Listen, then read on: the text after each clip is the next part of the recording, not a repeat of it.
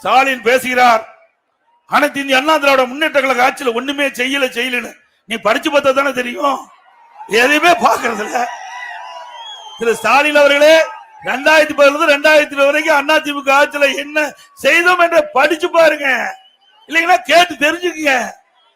எதுவுமே தெரியாத, ஒண்ணுமே தெரியாத அதிமுக ஆட்சியில ஒன்னும் செய்யல என்று தவறான தகவலை இனி பொதுக்கூட்டத்திலையும் வெளியிலையும் பேட்டி கொடுக்காதீங்க.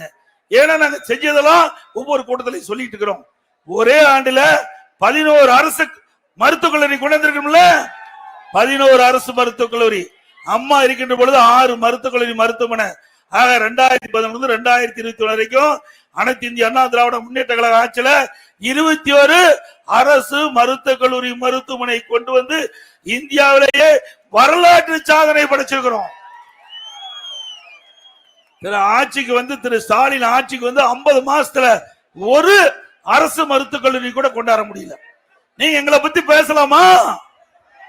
உங்களுக்கு யோகி இருக்குதா?